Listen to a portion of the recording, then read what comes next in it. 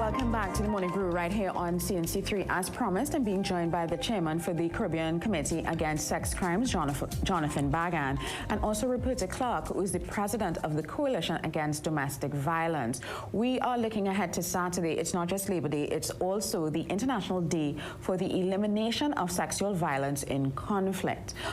We don't really think of Trinidad and Tobago as a conflict zone, so I wanted to throw to Ms. Clark, why does this day still matter to us here in Trinidad and Tobago? Thank you very much for having me, and good morning, everyone. Sexual violence in the context of conflict. This day was designated a day to raise awareness on the need to put an end to conflict-related sexual violence, to honor victims and survivors around the world, and to pay tribute especially to those who have devoted their lives to putting the spotlight on sexual violence, including in times of conflict. When we think about conflict, we're thinking about situations of civil war or war between states. But you can also have conflict within countries where there's a high degree of insecurity, high degree of crime and violence. And so whether or not we are a society in conflict in the sense of war or civil war, which we're not, we are in a country where there is high levels of crime and insecurity and violence. And so this is an opportunity for us to use this day to think about what we can do collectively to prevent, to end all forms of sexual violence and to prevent gender-based, all forms of gender-based violence as well in this country. We can draw on the lessons from the rest of the world, and we can apply what works here and what should work here as relevant to this country. Now, on Tuesday, the Senate passed a bill that gives the public the right to access a sex offender website. Jonathan Bagan, what are your immediate reactions to that development? Jonathan is the chairman of the Caribbean Committee Against Sex Crimes. Well, if you keep in mind that this bill is more of a housekeeping bill, the first sex offender registry bill with a public website law was passed in 2019. And Roberta and I and most of the important NGOs in Trinidad had input in the Senate Special Select Committee on that bill. This bill, it's like a lot of housekeeping issues, which, of course, if you don't have good law, it may be challenged, and the government have to spend millions of dollars before the Privy Council to try and win any appeal. But the essence of the law, I think, hasn't changed very much, except for the issue of judicial discretion. The original 2019 bill gave judges complete discretion over who went on the public website, which, Roberta and I have both studied constitutional law. We know that there's a lot of case law where judges jealously guard their discretion over sentencing. Well, let's go back to basics. Why is a law like this important, especially as it relates to the elimination of sexual violence in Trinidad and Tobago? We know we have an issue with sexual violence, and it's become, other than the pandemic, it has become the other issue that we've been focusing on during our news cycle. Why would this bill or this registry help? Well, the research from Prescott and Rockoff, that's a 2011 University of Chicago study, shows that a police-level sex offender registry, where the police keep tabs on offenders in their neighborhoods and in the communities, definitely reduces crime. The public registry reduces crime in a very strange way, where it deters new offenders who are not yet on the registry, and the ones who are on the registry, especially if they do not get proper sex offender management, proper counseling, and proper rehabilitation, can have a higher risk of committing new crimes. So it's a bit of a double-edged sword, and that is why we want mainly high risks, like the Joel Balkans, who was involved in that Andrea Barrett and Ashanti Riley issue, who's alleged to have about 50 charges against him. Those high-risk, highly dangerous individuals we want on a public register. Your average person who may be rehabilitated, we want them on the police register so that they don't face too much public scrutiny. Now, the register will let us know the generalized area where these sex offenders residing, but it will not give their actual address. I wanted to throw this back to Roberta in terms of the issue of safe spaces and shelters. Do we have sufficient safe spaces and shelters? And is it possible that we can use the register to say, well, maybe this person ought not to be here, or we need to redirect our safe spaces and shelters? Yeah. Well, I think our position, and there are a number of organizations who come together to reflect on aspects of state action under the title Alliance for State Action to End Gender-Based Violence. And we start off with the appreciation that sexual violence, all forms of gender-based violence, but thinking about sexual violence, is very prevalent in this country. What do we know? According to an Inter-American Development Bank study done in 2016, their researchers are positing that there are 6.6 times more sexual violence than is reported. So think about that.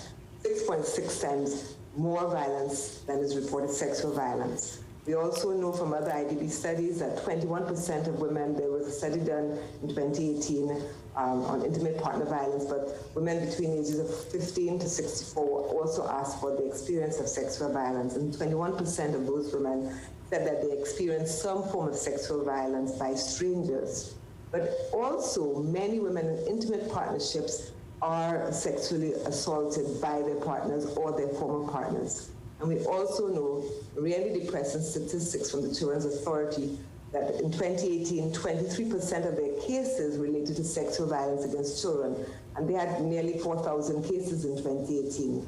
So we know that the sexual violence is very prevalent.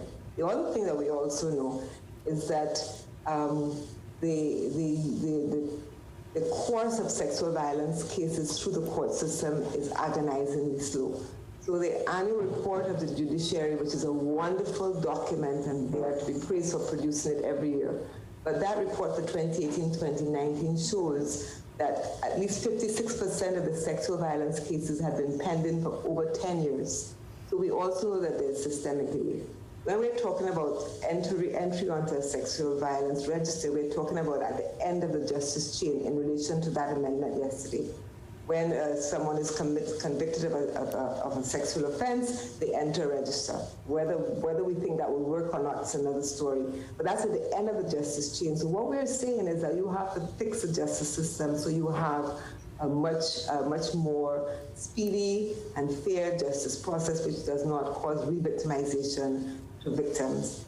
And of course, also honors fair trial rights for those who are accused. Let us work there. Let us look at prevention. First of all, primary prevention, changing the factors that cause sexual violence in society. And secondly, look at fixing secondary prevention, which is improving the administration of justice. And then, yes, of course, sexual offenders registry can work for some, as Jonathan is saying, but it is not the fix that we need. It's not the primary fix that we need. Jonathan, I wanted to follow up on that. What are some of the fixes that we need? Because our statistics, as Roberta just highlighted, are abysmal.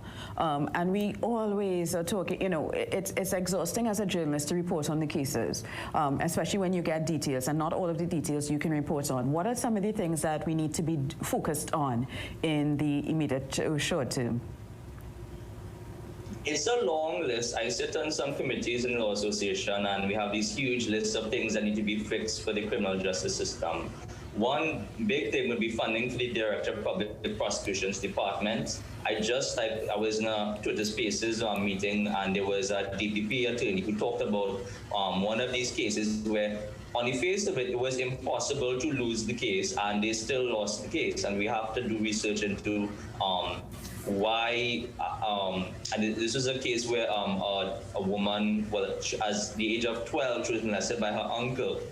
And the evidence was so clear. I told her last night that, that jury was insane. Can you explain, can you give a little insight, for people who are not attorneys and don't really know how the court system works, how does funding, a lack of funding, make it so that you can't win a winnable case, a guaranteed winnable case? How does that work?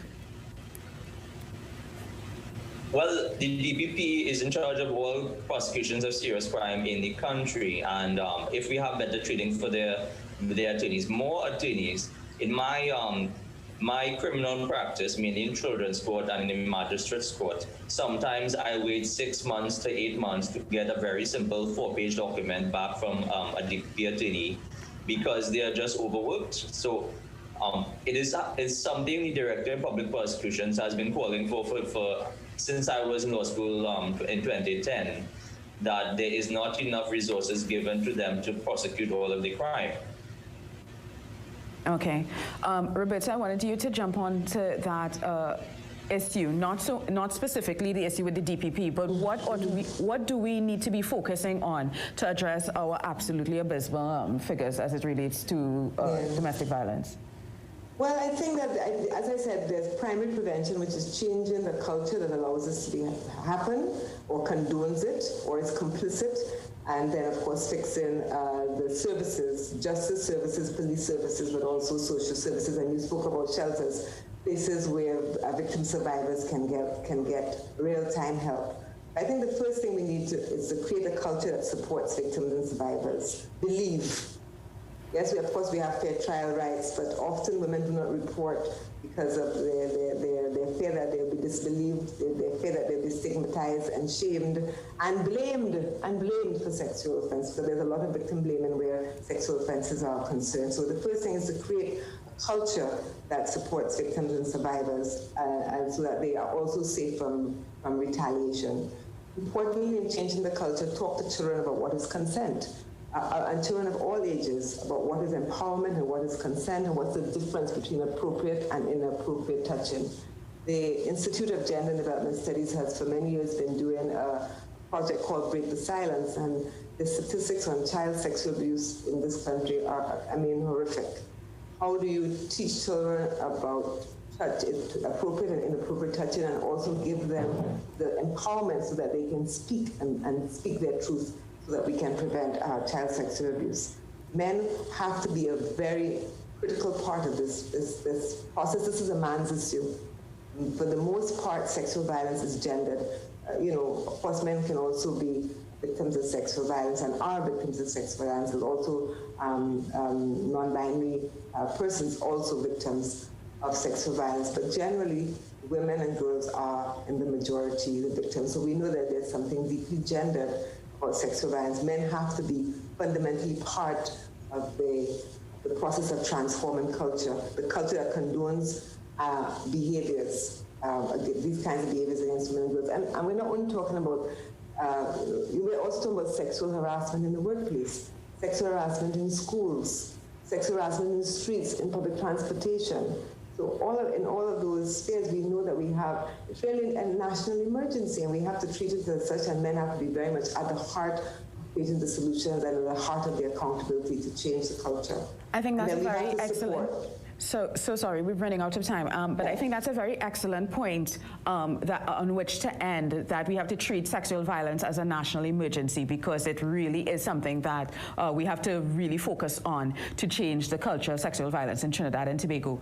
Thank you so much, Roberta Clark, President of the Coalition Against Domestic Violence, and Jonathan Bagan, who is the Chairman of the Caribbean Committee Against Sex Crimes, for joining us today to discuss this very important issue. We're going to take a very quick break for news, and then come back with more in the second hour of the Morning Brew.